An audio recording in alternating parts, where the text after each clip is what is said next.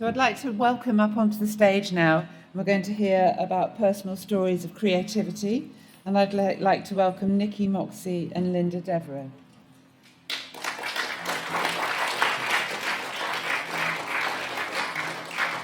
Okay, people, thank you. So I'm Nicky, this is Linda, and what we want to talk to you about today is this book here. I totally apologise for the really disgusting title of it. Routledge insisted on it. The real title is the subtitle, and that's Worlds Away from Home. And if I can't remember the Routledge title. If you ever talk to me about the book, please talk to it in those terms. So we'd really like to thank the Boarding School Concern guys for inviting us to talk about this and about the creative process. I'm not at all sure that I'd have done this editing thing if I'd known it was going to eat 4 years of my life, but hey, it felt like it was worth doing then, and it still feels like it was worth doing now. The book evolved from a boarding school survivors workshop where the 8 of us realised that we'd been sold this pup of going to boarding school by things like Enid Blyton and Mallory Towers, and we felt that it was really important to us to get real voices out there. So one of my other hats is that I'm an author of historical fiction, so I got volunteered to collect the stories. So that's what I went away and did. And indeed, the book is a collection of stories. 16 people's personal stories form the core of it. But there's also a whole story arc that goes around it. Suzanne wrote the first chapter, and you know how wonderful she is. And that's a really powerful introduction to attachment theory in layman's terms. Then we've also got a chapter by a retired therapist called Ro Woodruff, who worked with Nick for many years. And Ro's chapter is about finding the wild child within us that's been beaten out of the child. Linda wrote a chapter on third culture kids, more on that later. And then the last chapter that ends the book is a chapter written by a Swedish group psychotherapist called Ulrika Ernvik, who works on resilience. And her chapter says that if you absolutely must send your child to boarding school, then please read the chapter, and it will give you tools to work with the child and the family in order to give the child some chance of surviving this experience whole.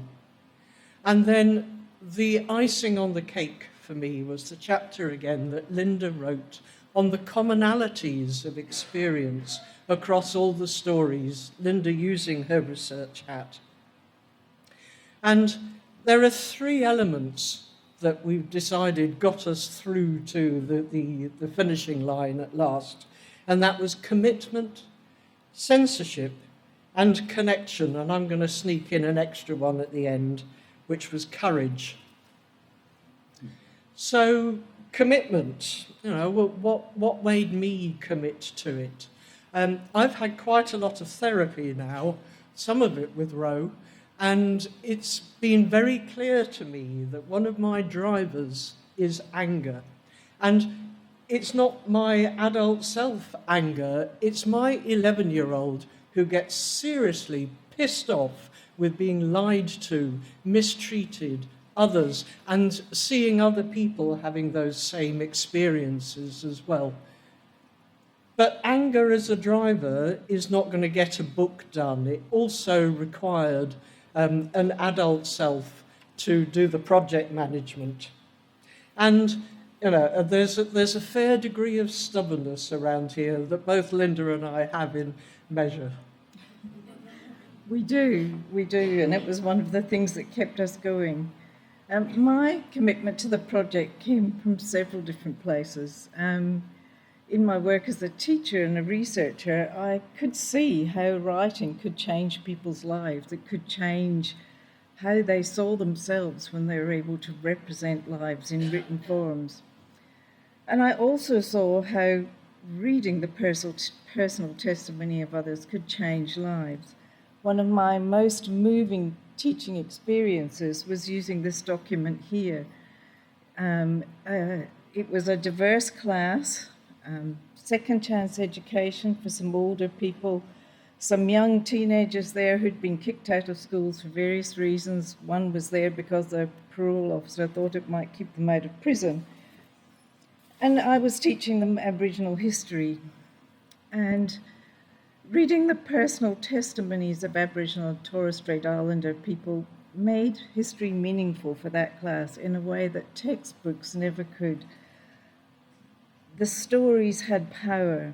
Reading about the forcible removal of young children from their families, the lies they were told, how dreadfully they were treated, how they were mistreated, and how these things affected their whole lives.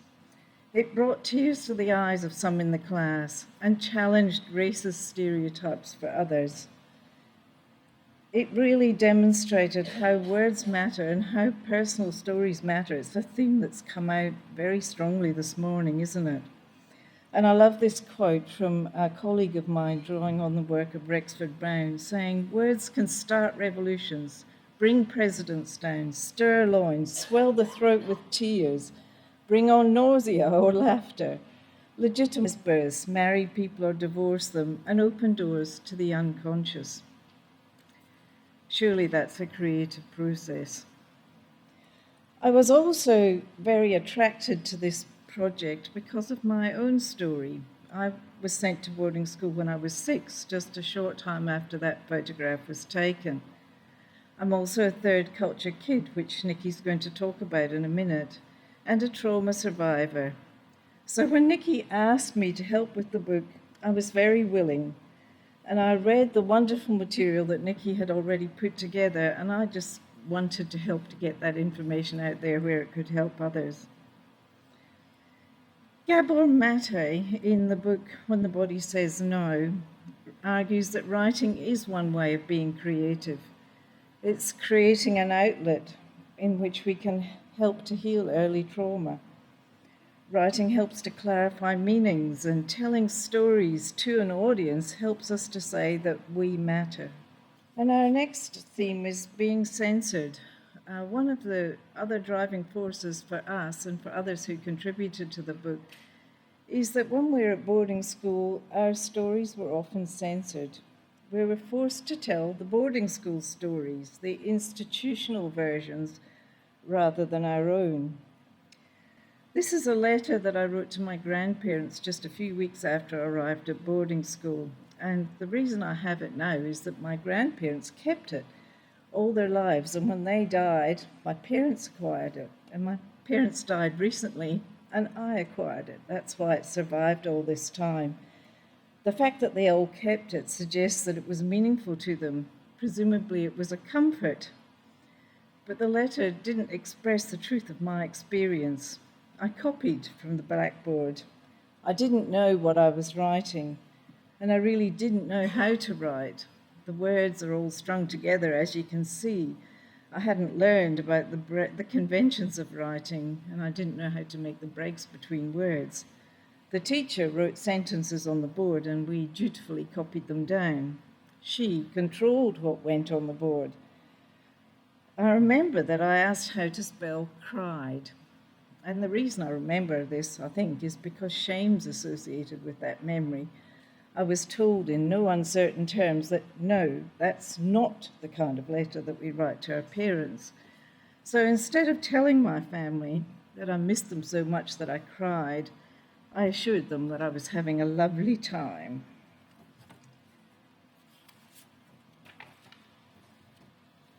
Our book includes many similar experiences. The adults controlled the narrative. Children were powerless, and their attempts to share the distress were often stifled. We didn't get to have the opportunity to tell our truths at the time, and so the book has provided an opportunity for that now. So part of the title is Third Culture Kid, and that can often do with a bit of explaining. The first culture, as Linda's definition here gives you a hint, is the parents' culture, the passport culture. The next culture is the one in which the child grows up, the milieu that they live in. And then the third is the one that the child develops themselves from living between these two stools. And there are many categories of third culture kids. We've drawn stories together from 3 cultures in the book.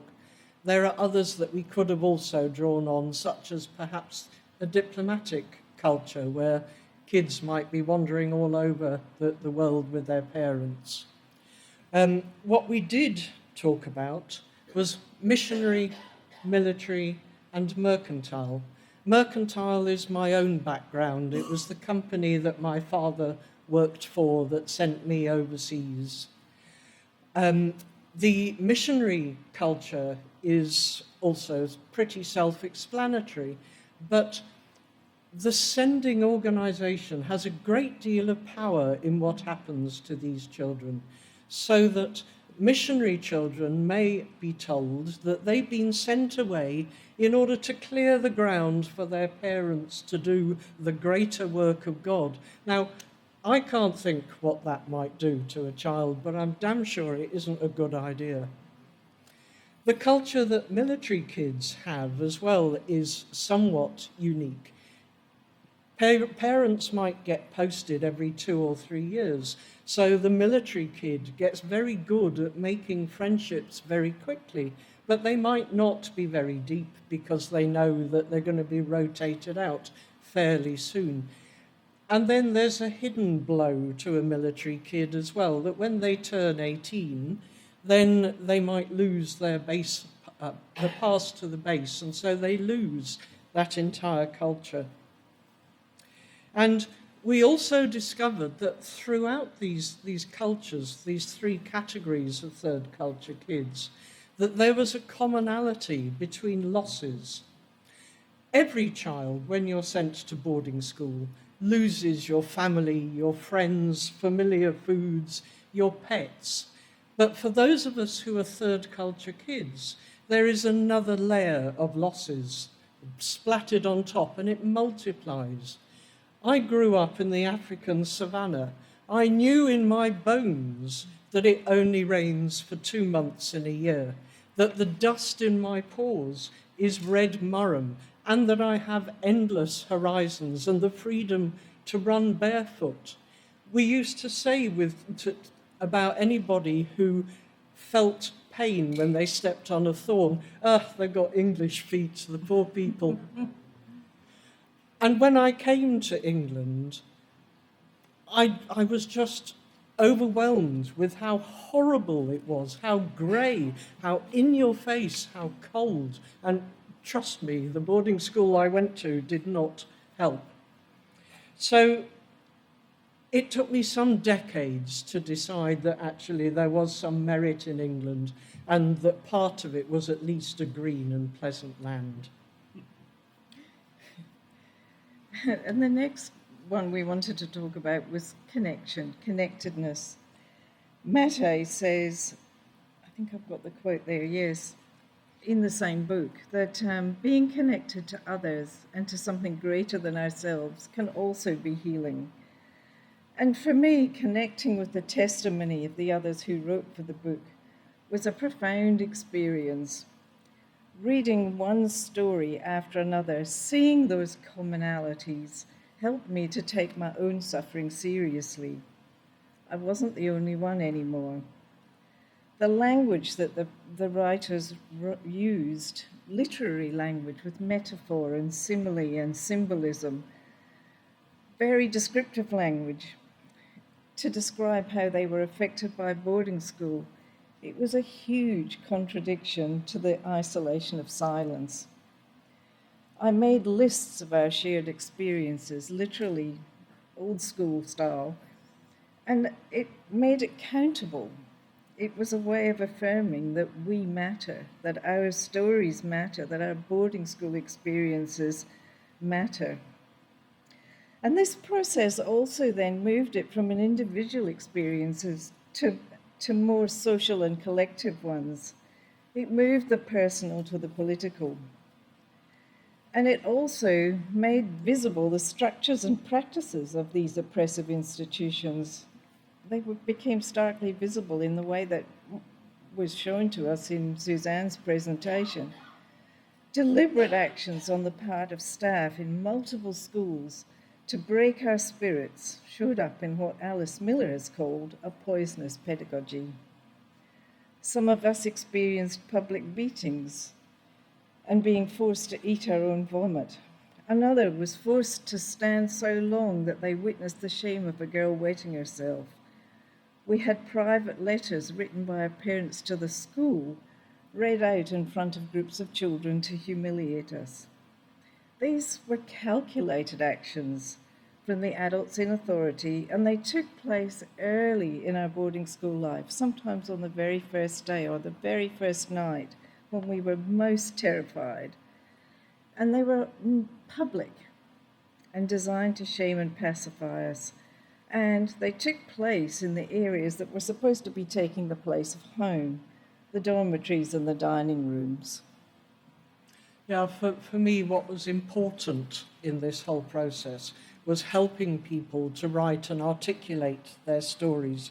People trusted me with some really deep stuff, and sometimes it had never been spoken aloud before. And the more I heard, the angrier I got and the more determined I was to just let nothing get in the way. And we both hope that the story contributors feel at least a little more seen and heard.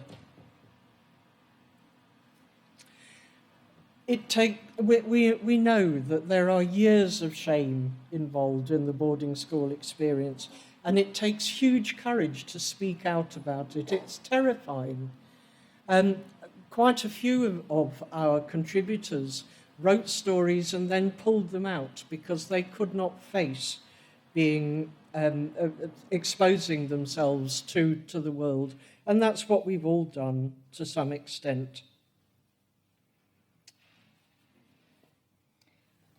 So why have we done this? For me, it comes back to our shared commitment to use our vulnerability to create change. The idea perhaps of the wounded healer, or as the late Jane Goodall said, to find hope in action. I went to boarding school for a very short time compared to everybody else who wrote a personal story for the book. And I found I was filled with admiration for these people. How did they survive? But survive they did, and they've each emerged not cursing the darkness, but determined to cast a light on how boarding school can leave lasting impacts for those that are sent young. And finally, I would like to say thank you once more to the expert people who wrote our chapters. Nobody is getting a penny from this book, and none of these very busy professionals blinked an eye when I said, please would you spend 2 or 3 months writing a chapter for me. And I'd also like to call out Simon Partridge. Is Simon around? Wait, yeah, thank you, Simon, who is a networker extraordinaire and introduced Suzanne, Linda, and I to each other. We're also aware that there are voices that simply haven't been heard. For instance, what might it be like to grow up LBQT in the closed world of the boarding school? And if anyone would like to take up that cudgel, we may even be prepared to help. And this is how to get in contact with us. And thank you very much for listening. Thank you.